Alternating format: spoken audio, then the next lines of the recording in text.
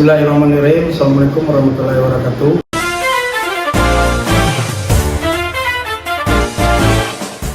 Perkenalkan, nama saya Hirja Hidayat, sebagai MPD, ahli ilmu faal masas olahraga dari program studi pendidikan jasmani kesehatan dan rekreasi, jurusan pendidikan olahraga FKIP Universitas Riau. Saya mengempu pada mata kuliah pencegahan perawatan cedera olahraga, ilmu masas, praktek dan teori bulu tangkis, dan praktek teori bola tangan.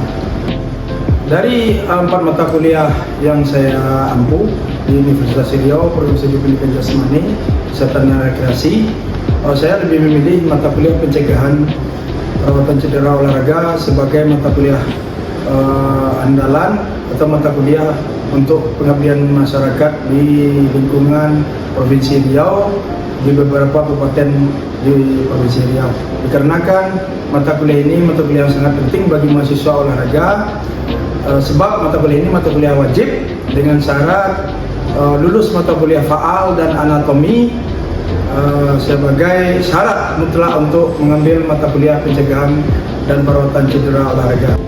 Pentingnya mata kuliah pencegahan perawatan cedera olahraga ini pada mahasiswa pendidikan jasmani kesehatan rekreasi adalah untuk menguasai tata cara metode pertolongan pertama di lapangan, baik itu di sekolah walaupun itu di lapangan olahraga.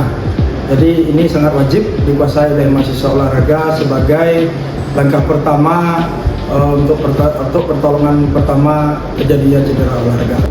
Adapun materi yang diberikan kepada mahasiswa olahraga sebagai mata kuliah pencegahan perawatan cedera olahraga ada 14 sebagai bekal pengetahuannya, yaitu yang pertama jenis-jenis cedera olahraga. Artinya apa? Mahasiswa harus memahami jenis-jenis cedera olahraga supaya bisa mengasesmen tentang cedera-cedera pada olahraga. Yang kedua adalah prinsip cedera olahraga. Artinya di sini mahasiswa memahami prinsip-prinsip terjadinya cedera itu sendiri di lapangan. Yang ketiga, memahami dan mengingat dan menjelaskan tentang metode RICE, pertolongan pertama dengan metode RICE. Artinya di sini mahasiswa harus menguasai tata cara metode RICE, di mana RICE itu sendiri adalah RICE istirahat, I-nya ice, kompres dingin, C-nya compression, artinya penekanan, E-nya elevasi, meninggikan dari posisi jantung agar tidak terjadi yang namanya inflamasi, terjadi peradangan atau pembengkakan. Yang keempat, mahasiswa memahami, ingat dan menjelaskan tentang metode CPR atau yang disebut dengan cardiopulmonary resusitasi, atau biasa secara awam biasanya disebut dengan nafas buatan pada kasus-kasus henti jantung. Artinya di sini mahasiswa memahami juga kasus pertolongan pertama pada kasus henti jantung, di mana banyak kasus-kasus yang terjadi waktu olahraga, tiba-tiba pingsan, bahkan bisa menyebabkan kematian. Yang kelima, mahasiswa memahami, mengingat dan menjelaskan pertolongan pertama pada perdarahan. Artinya di sini mahasiswa harus memahami juga tata cara pertolongan pertama terjadinya perdarahan hebat dan perdarahan ringan dan perdarahan sedang. Yang keenam, mahasiswa menjelaskan pertolongan pertama pada luka terbuka, di mana mahasiswa di sini harus memahami luka terbuka itu terdiri dari dua, ada luka terbuka dan ada luka tertutup, dan mahasiswa harus memahami tata cara pertolongan pertamanya. Yang ketujuh, mahasiswa harus memahami pertolongan pada luka bakar yang diakibatkan sengatan panas, bisa diakibatkan oleh knalpot, minyak goreng, dan macam sebagainya. Di sini mahasiswa juga harus dibekali tata cara pertolongan pertama pada luka bakar. Berikut, mahasiswa harus memahami pada pertolongan gangguan kesadaran atau pingsan. Artinya di sini mahasiswa harus memahami tata cara waktu terjadi pingsan atau gangguan kesadaran. Ini biasanya dilema-dilema yang terjadi di lapangan, terutama pada waktu upacara bendera, apalagi waktu melakukan aktivitas olahraga. Di sini mahasiswa olahraga sebagai calon guru olahraga sangat dituntut untuk menguasai tata cara pertolongan pertama pada pingsan, yang dimana pingsan itu terbagi dua, ada pingsan ringan dan ada pingsan berat. Berikut yang ke-9, mahasiswa memahami pertolongan pada kasus epilepsi atau yang disebut dengan ayan atau kejang-kejang. Artinya di sini mahasiswa harus bisa menguasai pertolongan pertama pada saat siswa itu epilepsinya kambuh, kejangnya kambuh, atau ayannya kambuh.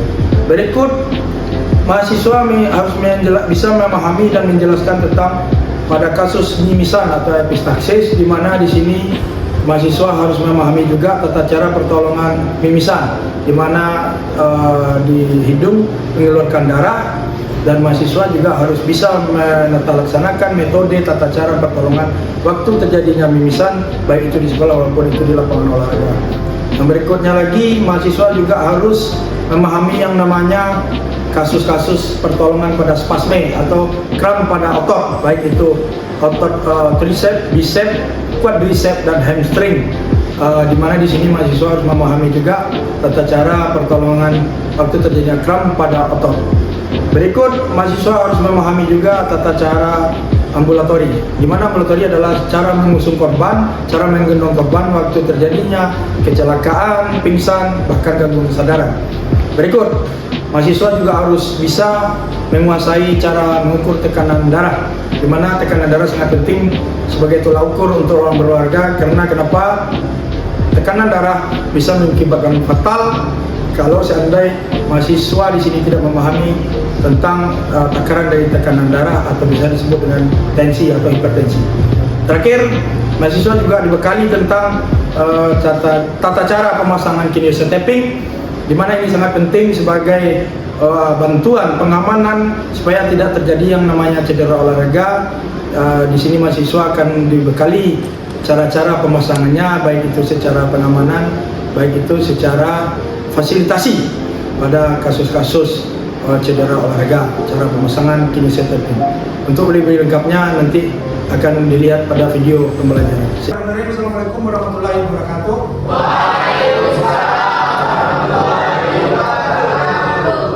Oke, hari ini perkuliahan kita dengan tema pertolongan pertama pada kram atau kejang pada otot, atau biasa disebut istilah spasme. Ya, apakah pernah mendengar istilah spasme? Belum pernah ya? Belum. Spasme itu dapat diartikan secara secara ilmu medisnya adalah kejang atau terjadi kontraksi ya otot. Mungkin di sekitar kita, di antara kita juga salah satunya pernah juga merasakan yang namanya spasme atau kontraksi, atau biasa bahasa kampung naik tis ya, atau otot mengeras, tiba-tiba otot mengeras, kejang, tegang, keras ya, keras.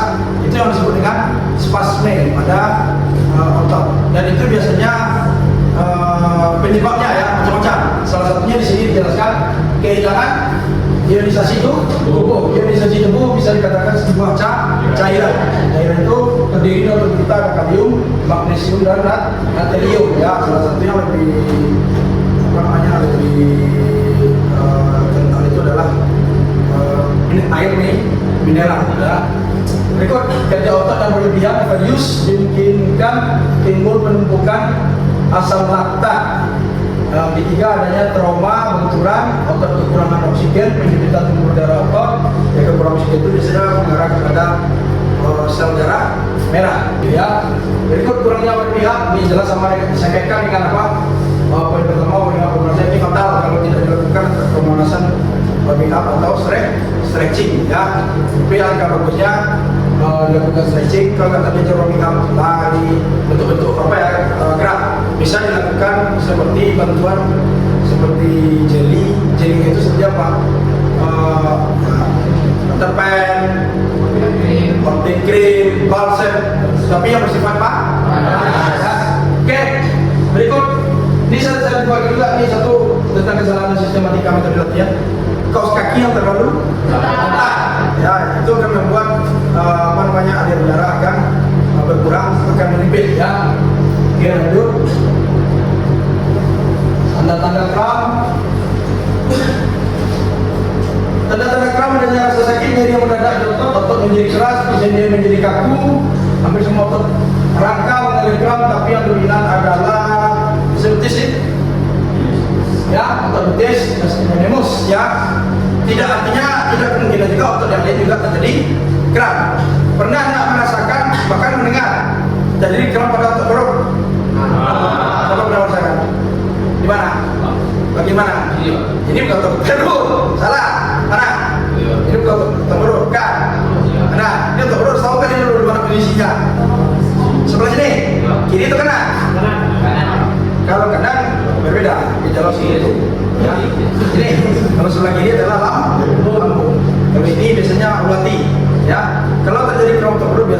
bu? Susah. Bisa di sini ya.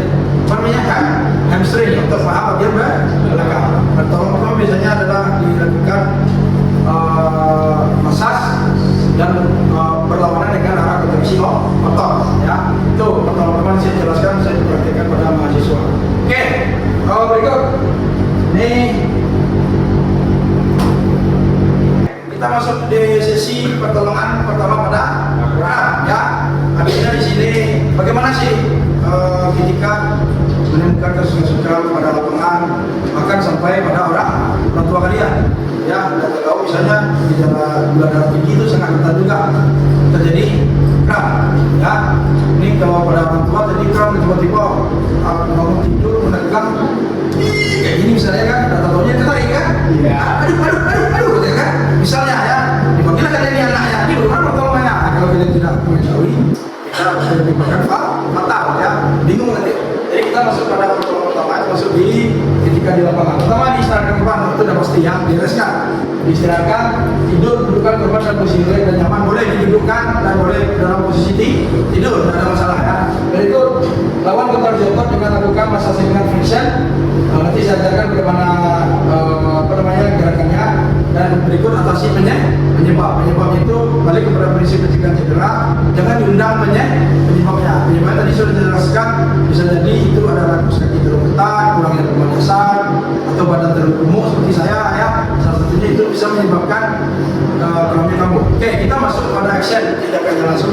Siapa yang memakai training? Yuk, ayo. Oke, ya jadi perhatikan. Siapa namanya? Duduk. Oke. Ini pertolongan pertama kalian ambil posisi kaki yang terjadi kontraksi otot atau kram ya. Berikut ambil ini ya. Kan ini narik apa nih? Oke, atas. Ini kita tekuk. Jangan ini tangannya lepas saja. Ini tekuk ke dalam. Berapa sampai dia terjadi penarikan ke bawah. Terjadi nggak? Tanya dia. Narik kan? Narik ke bawah. Ini dulu ya.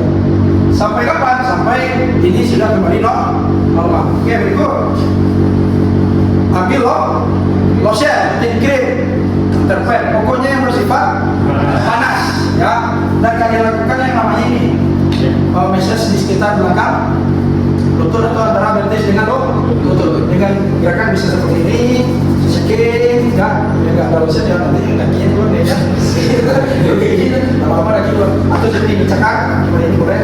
Yang penting dilakukan gerakan-gerakan shaking. Shaking itu artinya kalau di massage menggoncang, shake, menggoncang, menggetarkan ya, lebih mengarah ke sana. Mana? Catatan. Perlu kalian perhatikan, tidak boleh kalian lakukan pertolongan kram dengan semprot, spray ini tidak ada guna. Press tidak diterapkan di sini. Artinya dikompres dingin, tidak digunakan. Kenapa? Karena bisa jadi ini pembuluh lagi menipit, kali kasih dingin, tambah sempit dan tambah membuat dia paham ya? Kuncinya satu, jangan sampai kalian lakukan yang namanya kompres dingin, termasuk semprot atau res atau kecuali ada bentuk darurat. Paham ya? Oke, kembali. Event Pak. Oke, pertanyaannya Mesin saat melakukan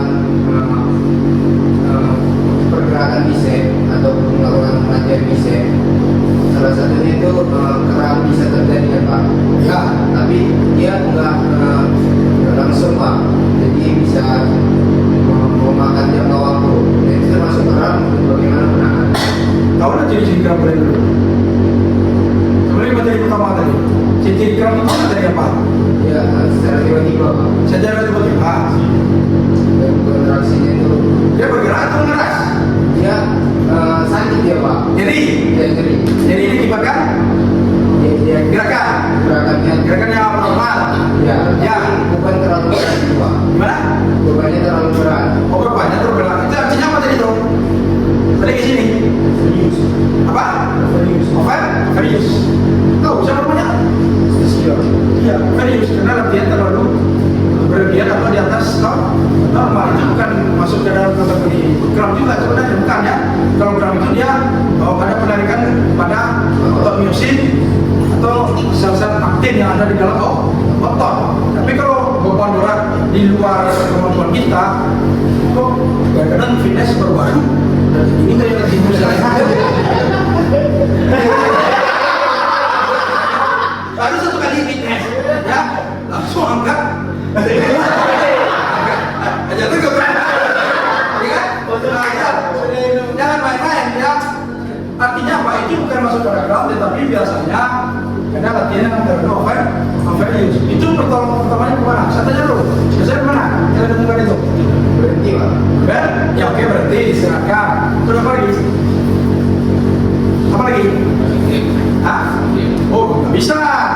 Jangan langsung yang panas. Kenapa? Karena dia tidak terjadi kontraksi. Kalau terjadi kontraksi boleh yang panas atau di massage. Tapi kalau dia nyeri nusuk-nusuk, itu apa tindakannya? Apa? Rise. Pak, ya kalau dia nusuk-nusuk sakitnya ada nyeri ya.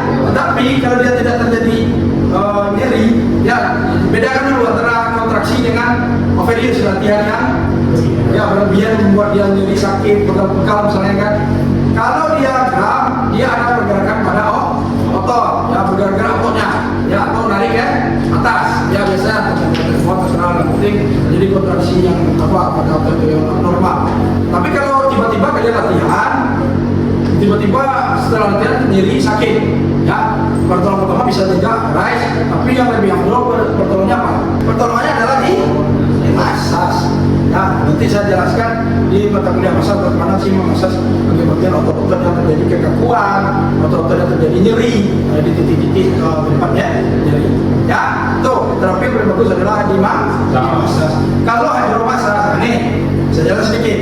Hydromassage itu artinya merendam tubuh kita. Kan pernah lihat kan video-video atlet bola masuk dalam peta atau drum dicampur dengan batu es, rendam ya. Ada tahu nggak berapa durasinya? Sedikit ya. Oke, namanya itu massage untuk merendam diri dengan suhu dingin dengan suhu derajat di bawah 20 derajat Celcius ya. Terus bagaimana tata laksananya? Kegunaannya kemana? Kegunaannya adalah pertama untuk mempersempit pembuluh pasca latihan yang terlalu berat atau latihan fisik yang bisa dikatakan dari luar keadaan kondisi fisik kita menjelang fase mau bertanding atau fase mau masuk pada arena kejuaraan. Ya, kita butuh interval sekitar 2 sampai 3 hari karena kita sudah melakukan yang namanya latihan berat dan mengembalikan kondisi fisik kita. Salah satunya pertama adalah di massage, bisa juga yang berikut adalah melalui hydro atau berendam dengan air dingin. Durasinya berapa? Paling lama hanya 5 menit. Kalau ada pun lewat itu keriput semuanya tuh, ya. Dengan yang terdekat pun keriput, keluar kepala yang percaya sama saya, ya. Berikut caranya bagaimana? Gampang, sangat gampang. Pertama aja, boleh nggak kita masuk langsung ke dalam RS? Tidak boleh, karena nanti terkejut. Nah ini maksudnya tentu. Jadi apa? Langkah pertama harus masuk RS. Air biasa. Mandi dengan air biasa, air suhu normal ya. Mandi, siram semuanya. Boleh nggak langsung nyebur? Gitu itu. Boleh tidak? Masuk dalam batu es itu langsung nyebur. Rendam ke belakang. Nggak boleh. Diawali dengan kaki. Kaki berendam sampai leher. Berapa? Bisa paling rendah 2 menit, paling lama 5 menit. Boleh nggak lebih dari 5 menit? Boleh aja. Kalau kalian sanggup, ya habis itu, nah kita nilai maksimal, waktu maksimalnya adalah 5 menit. Setelah itu apa lagi? Balik lagi dengan air biasa. Fungsinya apa?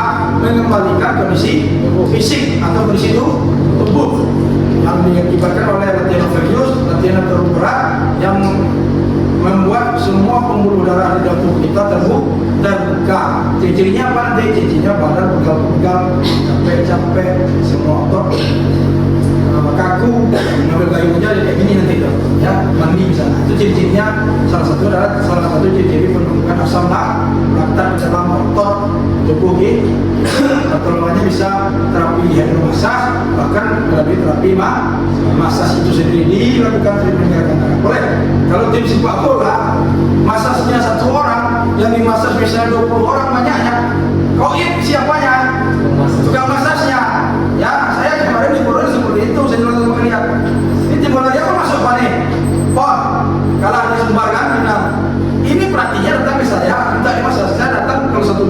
massage. Tapi saya spesial hanya khusus cedera saja. Oh ini enggak. Satu saya massage, ini minta. Saya tanya berapa orang semuanya nih yang nggak massage? 16 orang Pak. Mantap saya bilang seperti itu kan. Tunggu saya mati aja kali ini. Kita kan tidak bisa ya. Kalau saya spesialnya adalah bagian cedera, misalnya terjadi kram, kontraksi pada otot, sakit ini, satu hari itu selesai, bisa dipecah darah-darah yang mengumpul di sekitar otot miosinnya, itu dimasas, melalui terapi panas, biasanya mau istirahat, biasanya udah normal kembali. Ya, tuh, ada pertanyaan nggak sih? Hadirin, Irfan, silakan. Irfan bagaimana? Nanti, bagaimana? Ya, berikut saya lagi yang bertanya. Oke, di kanan adalah, di kanan, di kiri, silakan. Tidak ada. Luar biasa, berarti aneh. Nama. Nama saya Idris, saya mau bertanya Pak. Pak. Cara mengobati kram pada leher Pak. Oh ini. Yang nggak bisa. Oh ini. Ya, Pak. Ini. Salah? Bantal. Oke, duduk di atas kursi. Langsung kamu berdiri. Duduk di atas kursi. Ya, duduk di atas kursi. Oke, perhatikan. Ini ada otot semua nih. Ada otot di sini ya. Kalau perhatikan, pernah nggak biar kalian profesional? Mike Tyson yang terkenal dengan leher besar di sini ya kan. Ini bukan besar karena belajar kita. Ini itulah gigi, kodok misalnya kan itu penyakit. Tapi terjadi pembentukan otot membesar di sekitar leher ya. Terjadi kram di sekitar leher. Apa pertolongan pertama? Pertama kalian harus massas bagian leher. Boleh tidak bagian leher dimasas? Boleh. Dimasas bagian sini, gerakannya shaking seperti ini misalnya, atau di sini, atau seperti ini. Nah ini nggak ada los ini, tapi nanti perlu nanti. Ya, seperti ini udah selesai. Di bagian sini ditarik, ini massas ke bawah. Ya, ini arah gerakannya ke bawah. Setelah itu apa? Boleh tidak leher kretek? Boleh. Boleh. Penting tahu takar caranya. Lemas misalnya ini, aneh. Ya, tolong suaranya dia. Ini lemas. Oke. Ya, satu. Nggak bisa satu, harus dua. Ini lemas, lehernya harus lemas. Ambil satu di tangan di bagian dagu, tangan satu di kepala. Ini tarik maksimal, nggak jauh terus karena mati pula dia. Pelan aja, tapi pakai perasaan. Oke. Ya, tanya ke dia. Ringan.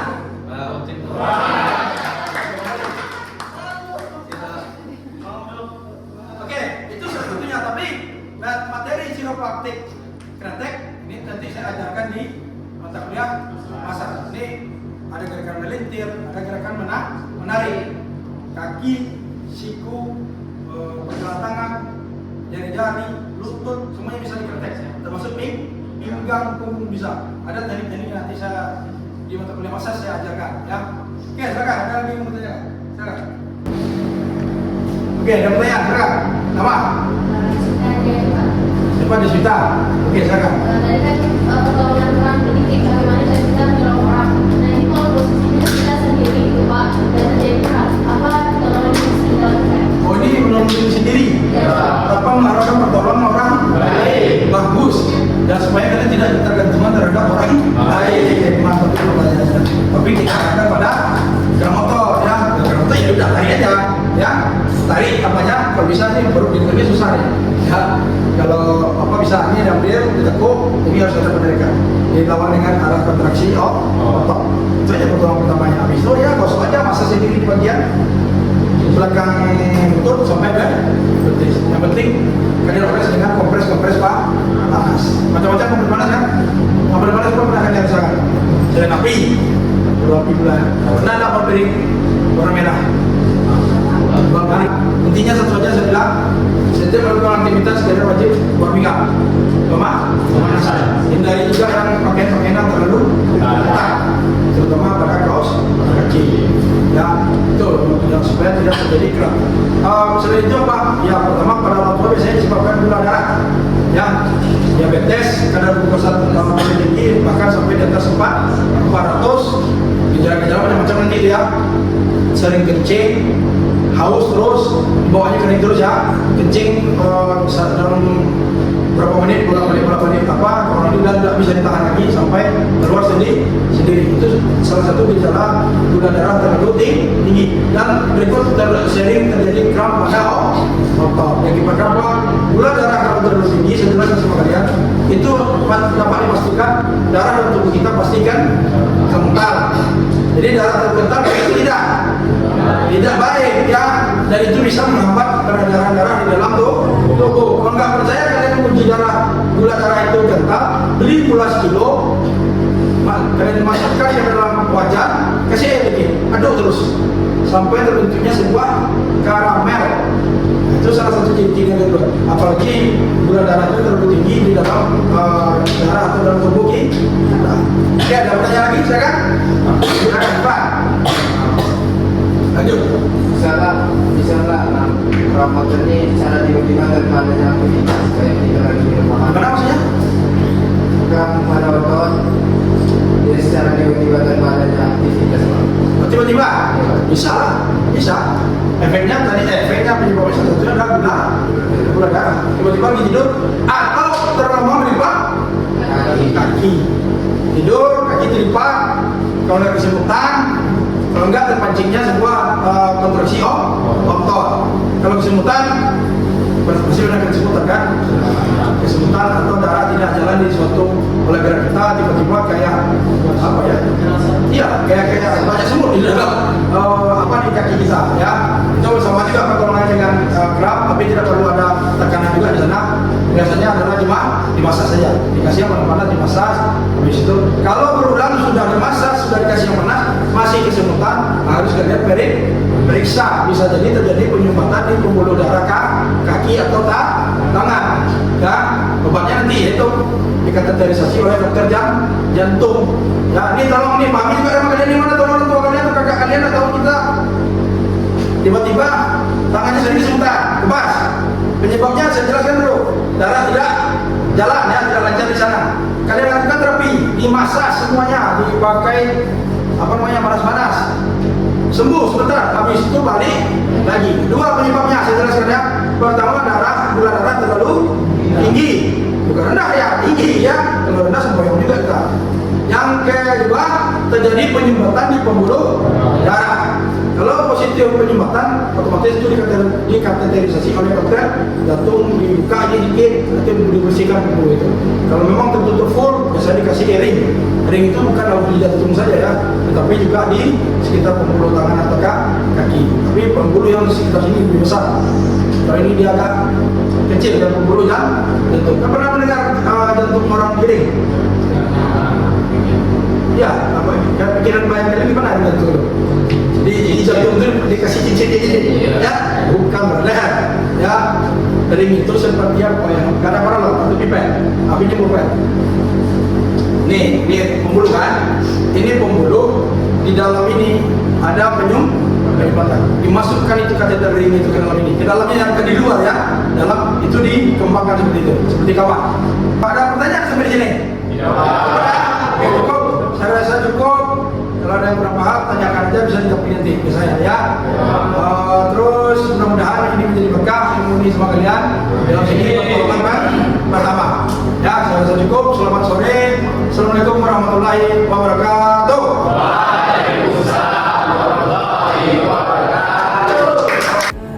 Itulah proses pembelajaran yang telah saya lakukan. Semoga video ini bermanfaat untuk kita semua, terutama untuk dunia pendidikan. Terima kasih. Assalamualaikum warahmatullahi wabarakatuh. Salam olahraga.